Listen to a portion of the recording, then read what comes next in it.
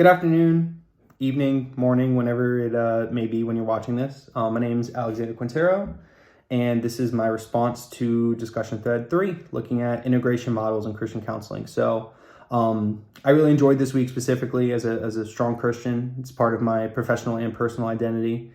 So I'm going to try to keep this as brief as I can, although I feel like I could speak a lot on this particular subject. So looking at integration and the model that was defined in the textbook, we're looking at how, as Christian counselors, your faith, your worldview, your principles as a Christian are assimilated into your counseling style and assimilated into how you interact with clients. So, and Twistle, which I think is how you pronounce his name, looked at 3 specific ways or 3 models. Those are the antagonistic, the intermediate, and the allies model, which basically look at different gradations of how important or how much of an asset your faith is in your counseling.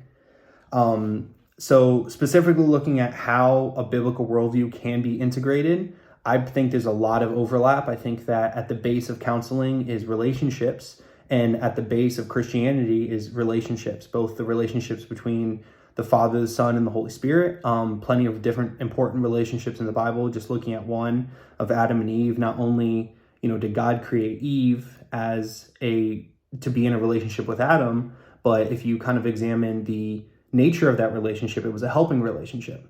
And so they were created to help each other and created to be an asset to each other. And I think that there's a reason that counseling is called a helping profession, right? Because we're supposed to form a trust-based, secure relationship with our clients in order to help them through some potentially pretty dark times in their lives. So I also think, obviously, one of the greatest commissions as Christians is to love God and love others. And at the end of the day, one of the best ways to love someone is to be able to meet them where they're at.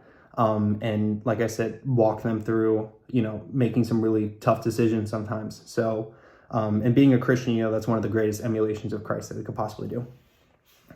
Kind of just further speaking on that, and specific to my views on an integration model, I would align most closely with the allies model. I do think that all truth is ultimately God's truth, and that the Bible is the ultimate authority on a lot of things, including a lot of scientific matters, frankly. So, when I'm approaching counseling as a Christian counselor, I do see this potentially being an issue.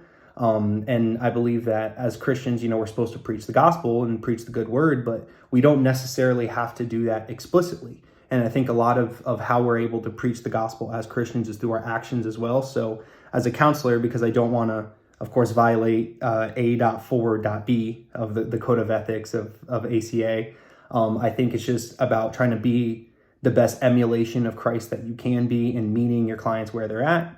And really trying to use the biblical principles of love and understanding and grace and compassion without explicitly imposing your religion on them. Because although I plan on being a Christian counselor and I plan on working with a lot of Christians, of course, I don't want to turn anyone away. And if I get a client who is, they follow Islam or Judaism or Hinduism or whatever other religion may be, I want to meet them with the same level of grace and same level of love and compassion as if it were a Christian. So I think that really that's the ultimate emulation of Christ.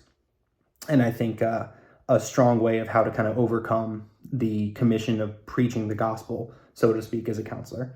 So you don't violate any ethical concerns as well.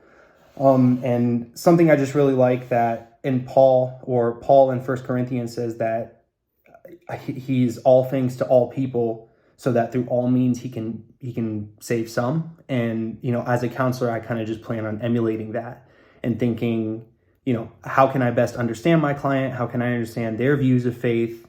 How can I go about integrating my own principles without explicitly passing on my faith to them, but just using that as a tool?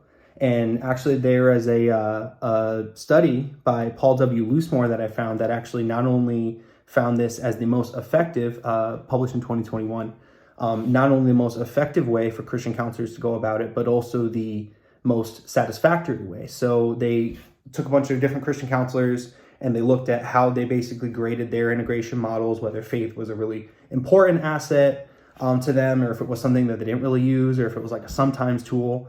And this particular study found that the counselors who used faith when it was most important, when they saw it fit, were actually the most satisfied with their own personal integration model as the ones who tried to use it all the time or ones who used it never. So, I think that just goes in line with everything else we're saying. And ultimately, of course, we don't want to violate any ethical concerns. So it's important just to love people and meet them where they're at.